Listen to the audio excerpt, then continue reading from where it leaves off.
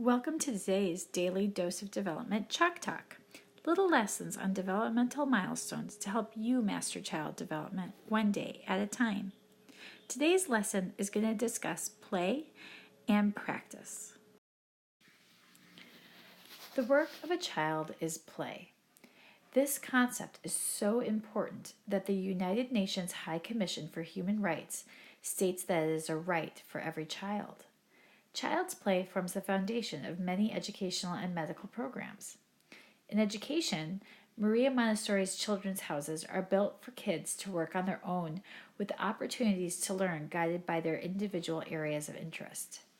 Promoting tasks of ordinary life, learning from peer models, rather than imaginative play and drawing is what Montessori provides in an environment for a very specific type of play opportunity.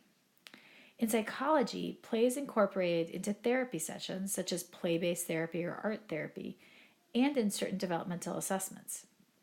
For example, the ADOS is a play-based assessment used to evaluate and diagnose children with autism spectrum disorder. For the pediatrician, observation of a child's play is a key part of the developmental assessment.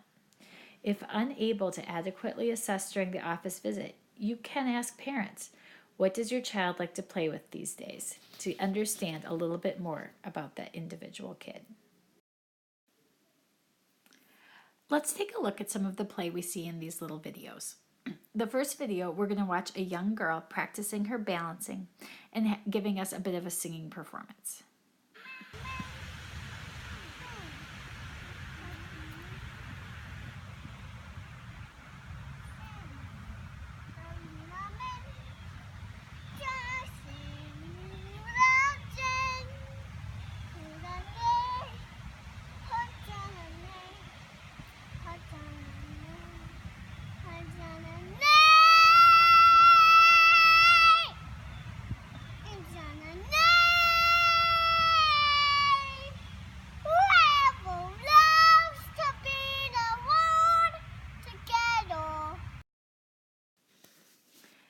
As you can see, just by watching her, you can follow her motor skills, her language, and some developing imaginative, independent play.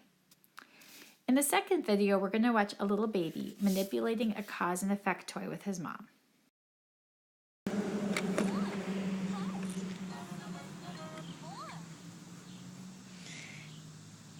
Are you dancing? Need more music? Can you make it go? Which one do you push?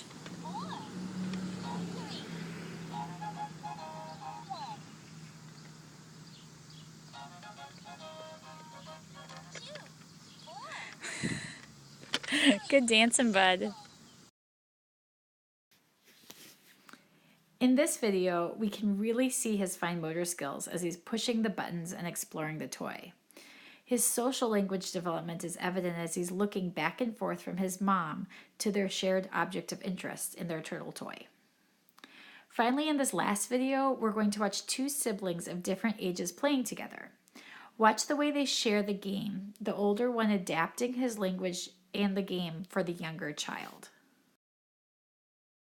Look at you. He just sounds confused. Yeah. Because you want them to shower beforehand, right? Whoa! Whoa! Two. Where did it all go?